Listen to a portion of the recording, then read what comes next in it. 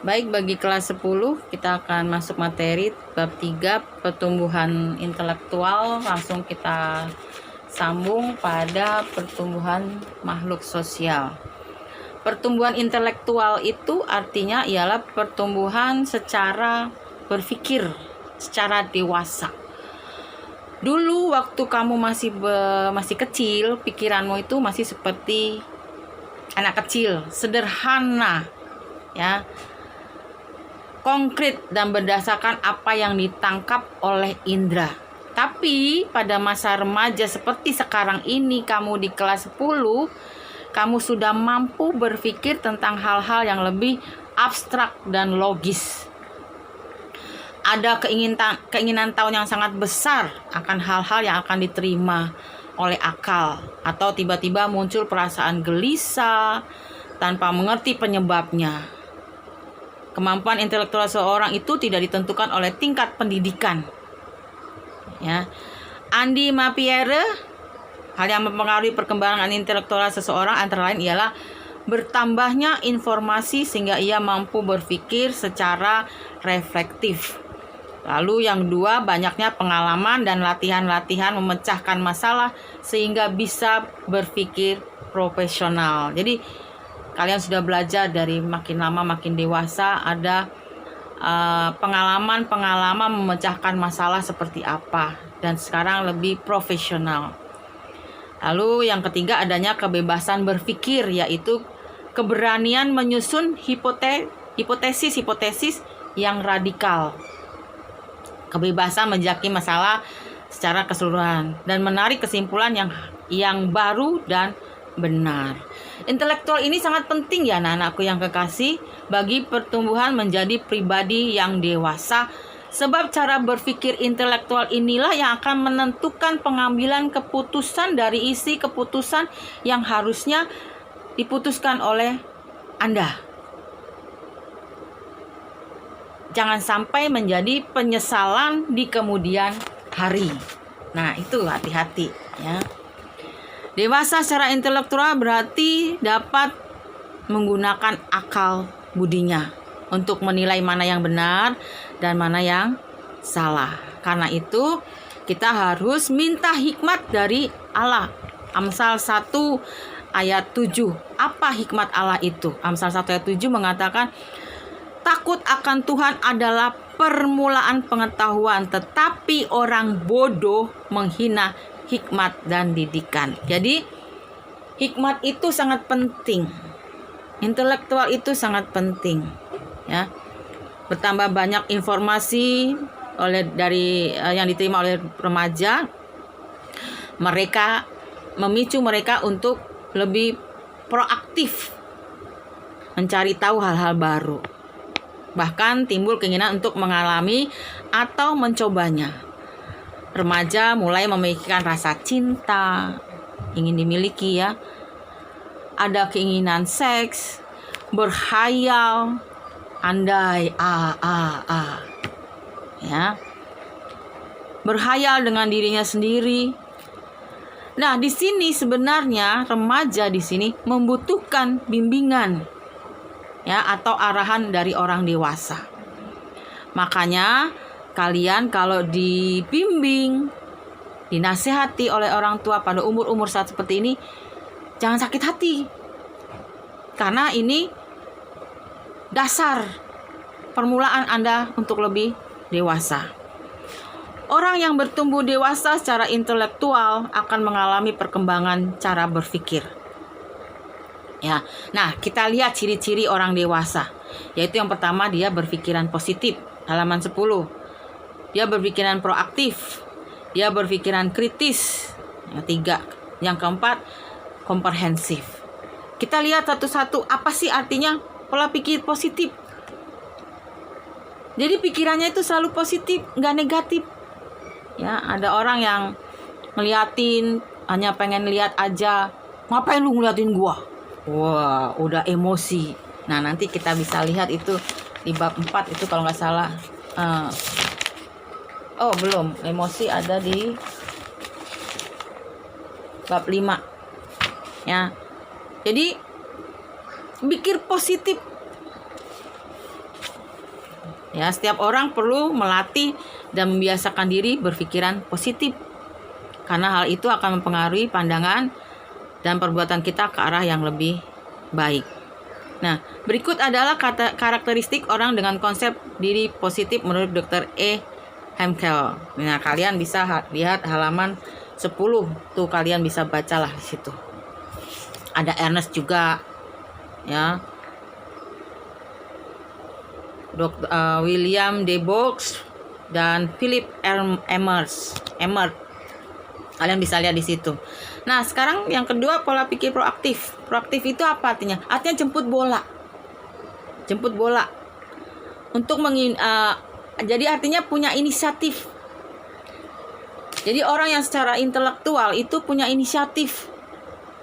Nggak hanya ngekor, nggak hanya ikut-ikutan aja, tidak. Tapi dia punya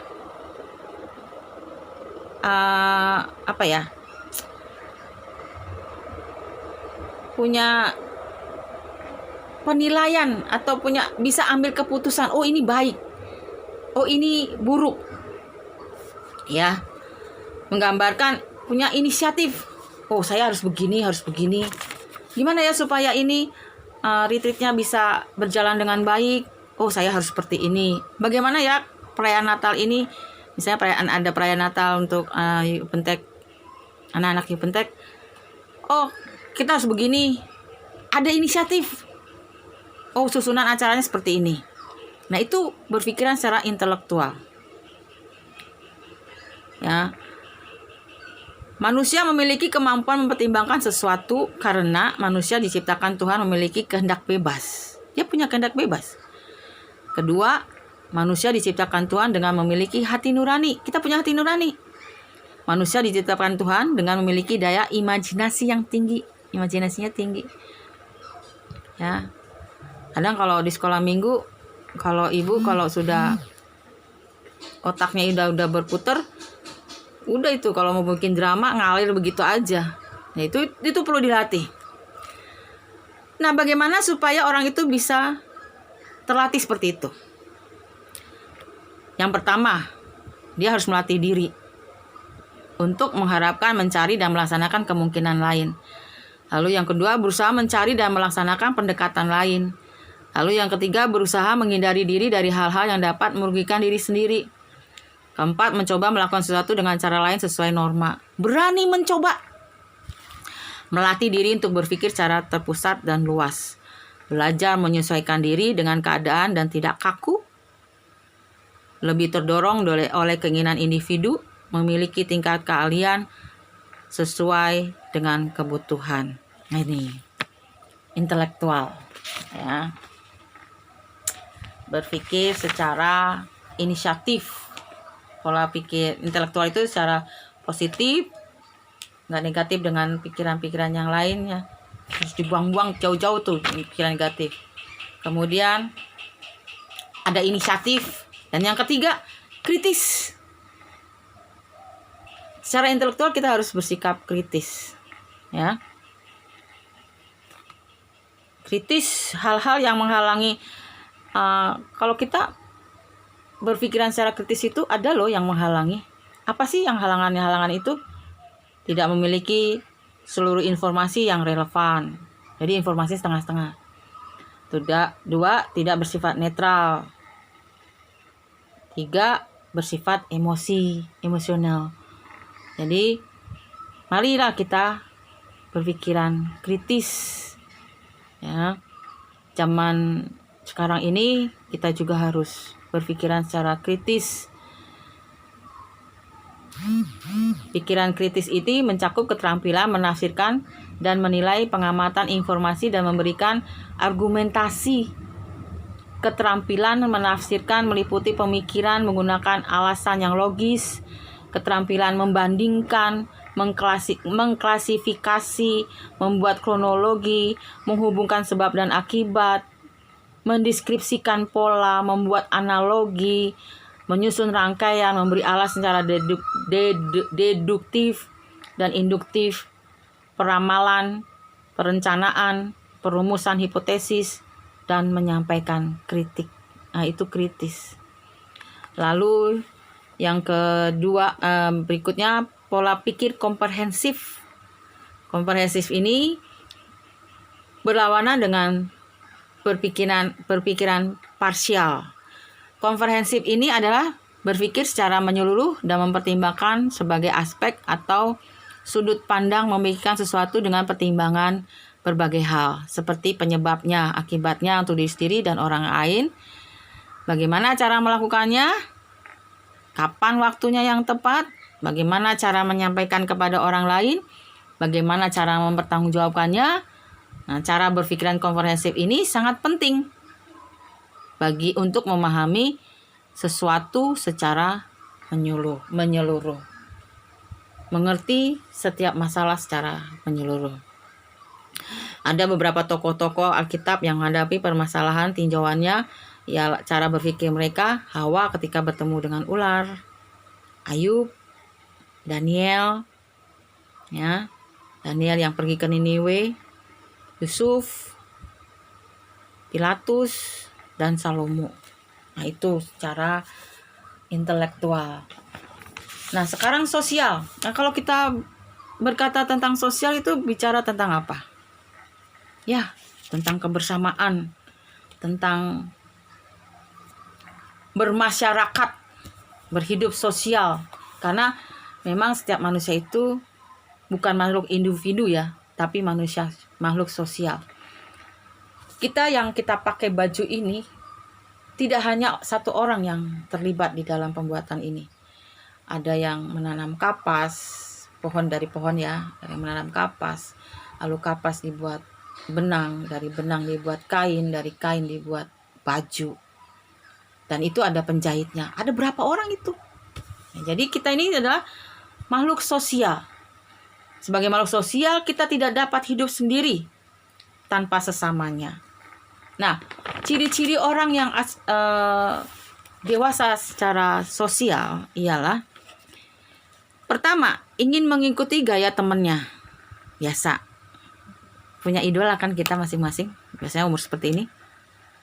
Kedua, memiliki sopan santun dan tata krama. Dia sopan santun. Dia ada tata krama. Tidak bergantung dengan orang lain. 4, bisa menyesuaikan diri terhadap hal yang tidak bisa diubah. 5, menerima dan memenuhi tanggung jawabnya. Kepuasan yang terbesar adalah membuat orang lain bahagia. Nah, inilah adalah orang ciri-ciri yang bersifat dewasa secara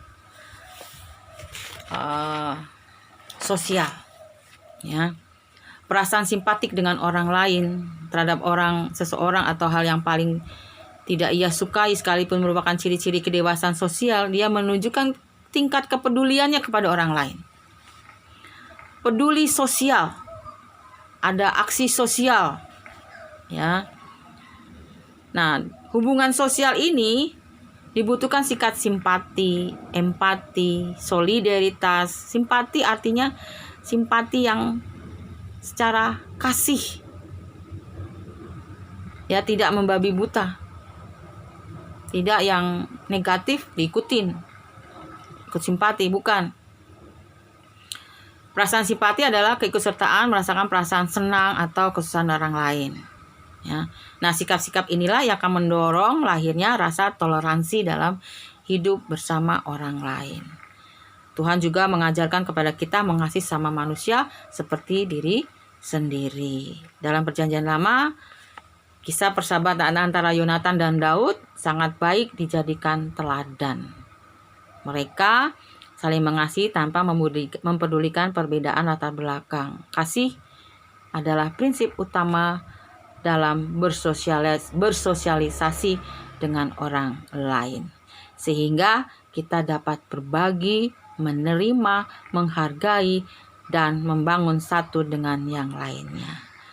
Amin. Tuhan Yesus memberkati. Nah, karena kita sudah bertemu 3 kali, biasanya kalau kita sudah pertemuan 3 kali, itu pasti akan ada ulangan harian yang pertama. Nah, kita akan adakan ulangan harian pertama. Kalian nanti akan kumpulkan di tempat di grup ini ya, di grup ini. Kerjakan tugasnya itu, satukan dengan PR agendanya. laporan mingguan itu. Satukan, jangan sampai kececer ya. Baik, dengarkan pertanyaannya ya. Ibu akan ambil dari buku ini, dari bab 1, 2, 3, dan 4 ya. Gak usah banyak-banyak soalnya, 5 saja. Yang pertama pertanyaannya, jelaskan menurut pendapat kamu apa artinya bertumbuh secara dewasa. Itu yang pertama. Yang kedua pertanyaannya, jelaskan bagaimana cara bertumbuh secara jasmani yang sesuai dengan ajaran Alkitab. Itu yang kedua pertanyaannya. Anda bisa lihat di halaman 8, nomor 2. Kemudian nomor 3 ya.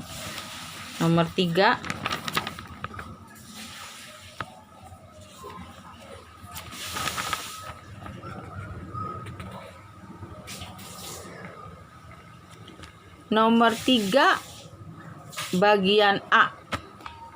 Jelaskan apa yang dimaksud dengan pola pikir yang kritis. Berikan contohnya. B. Jelaskan apa yang dimaksud dengan memiliki pola pikir komprehensif. Berikan contohnya. 1 saja. Nomor 4 pertanyaannya, jelaskan pengertian manusia adalah sebagai makhluk sosial dan berikan contohnya. Bagaimana manusia bisa bertumbuh secara sosial tersebut? Jelaskan menurut pendapatmu. Terima kasih, Tuhan memberkati. Amin.